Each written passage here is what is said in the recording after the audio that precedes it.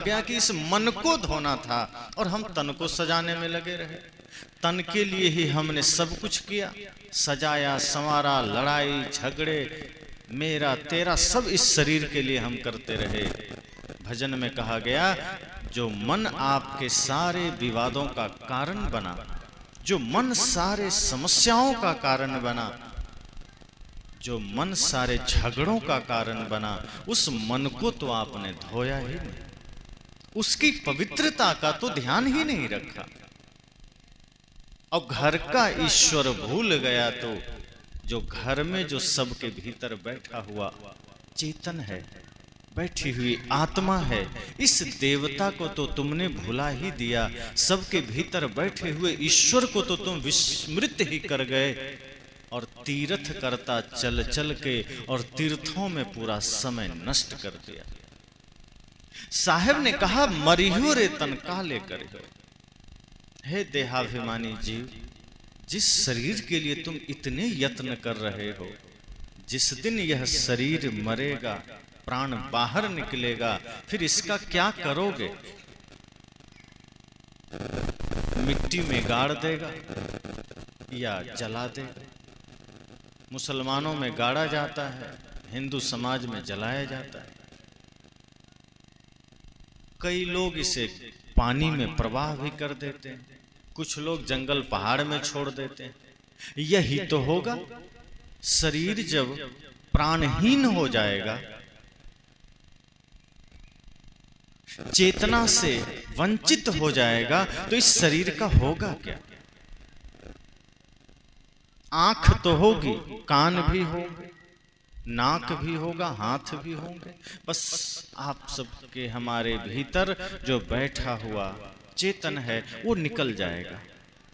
और जैसे ही चेतन बाहर होगा, इस शरीर फिर सिवाय लाश के, मिट्टी के कुछ नहीं होगा। साहब ने कहा, जब शरीर प्राणहीन हो जाएगा तो इस शरीर का क्या होगा? गाड़ दिया जाएगा या जला दिया जाएगा। तो इस शरीर की दूसरी कोई अवस्था नहीं है। और अंत आगे साहब कहते हैं, प्राण छूटे बाहर ले डरे।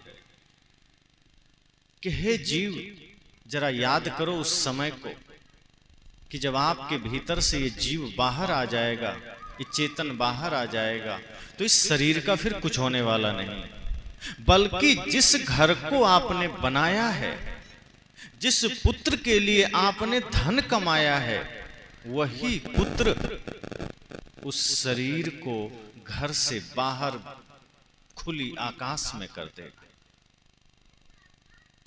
फिर आपके लिए उसके हृदय में ये भाव तो है कि आंसू है, आपके प्रति करुणा है, लगाव है, लेकिन इसका मतलब ये नहीं है कि वो आपको घर के अंदर रखेगा।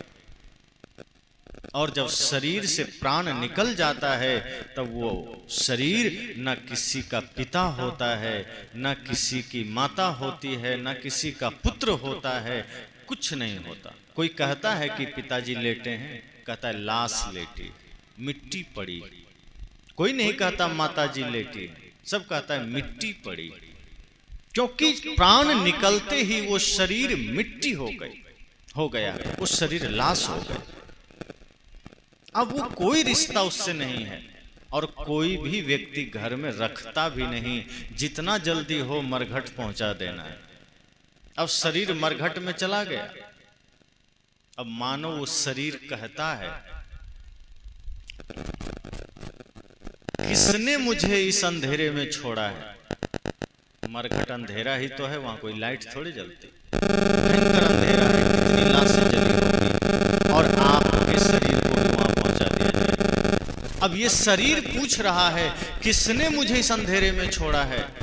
तो मानो मृत्यु कहती है कि जिसके लिए तुमने जीवन भर धन को जोड़ा है, उसी ने तुम्हें इस अंधेरे में छोड़ा है, दूसरा किसी ने नहीं छोड़ा। जिसके लिए तुमने अपनी जवानी लगा दी है, जिसके लिए तुमने अपना सारा सामर्थ्य लुटा दिया है, उसी ने तुम्हें इस अंधेरे में छोड़ा है। प्राण छूटे बाहर ले डरे। साहब ने कहा, प्राण निकलते ही घर से बाहर कर दिए जाओ, यही सच्चाई है। फिर क्या अहंकार करना, इस शरीर का क्या घमंड करना।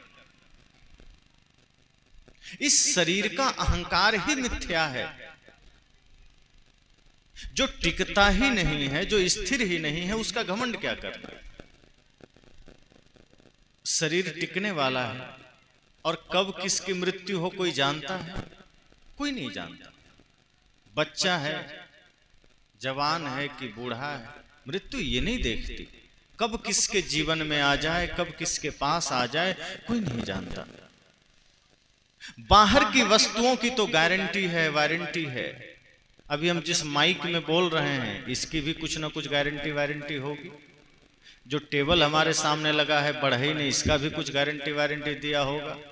इस पुस्तक की भी गारंटी है, मोबाइल की भी गारंटी है, स्टैंड की गारंटी, घर की गारंटी। लेकिन किसी से पूछ लीजिए इस शरीर की कोई गारंटी वारंटी लिखा के लाए हैं? जब इस धरती पर जन्म लेकर आए थे तो कोई पर्चा मिला था कि हाँ 6 महीने, साल भर, 10 साल, 50 साल की गारंटी है? कोई गारंटी शरीर की नहीं है। बाहर सारी वस्तुओं की गारंटी वारंटी है, लेकिन हमारा आपका शरीर ऐसा है जिसकी कोई गारंटी नहीं, और ना तो इसका कोई प्रमाण पत्र है कि इतना दिन जियोगे ही जियोगे।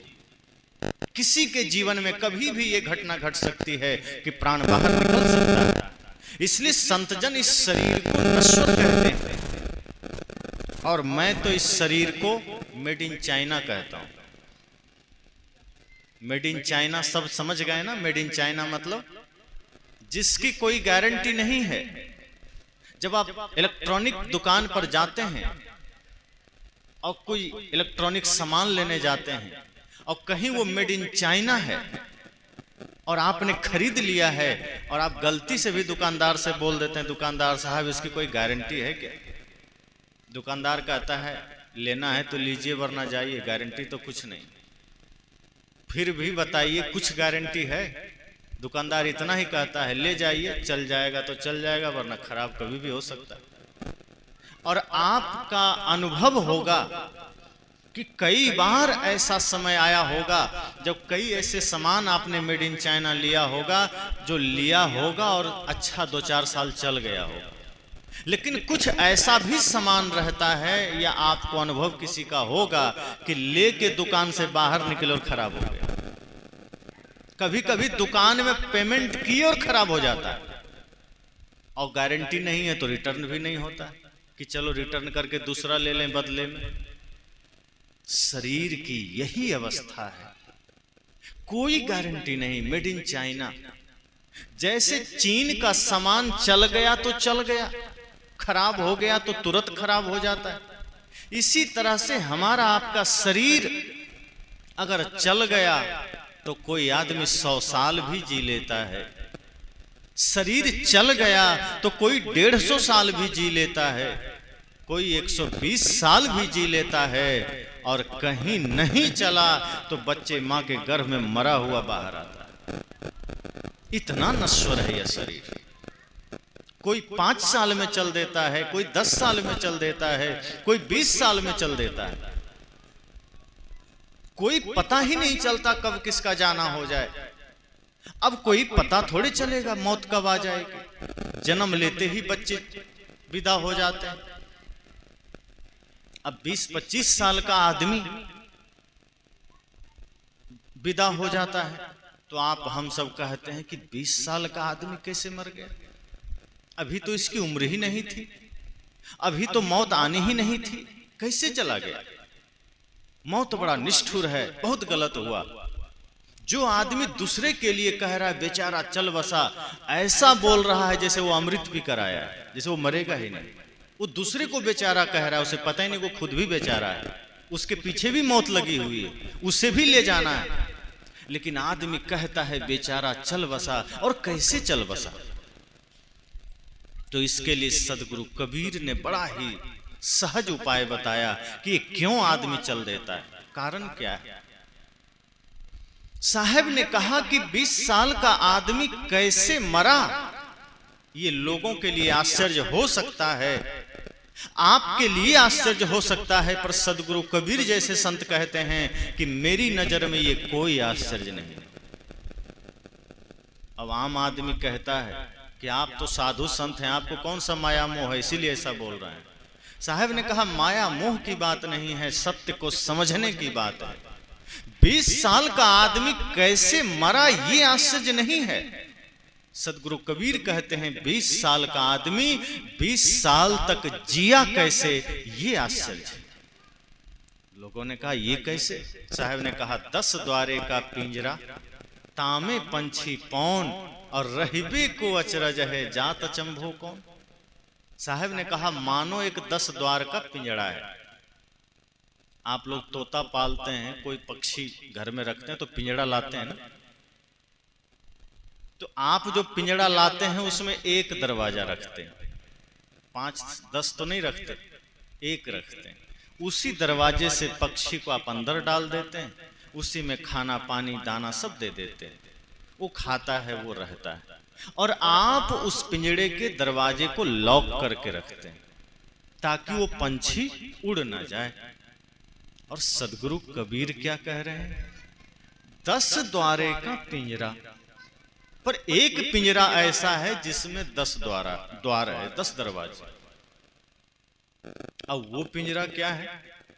साहब आगे बोलते हैं, लेकिन पहले वो व्याख्या करते हैं कि एक पिंजरा है, उसमें 10 दरवाजा है और उसके 10 दरवाजे खुले हुए, बंद नहीं। आपने जो पिंजरा घर में रखा है उसमें एक दरवाजा है और आपने उसे भी बंद कर रखा है।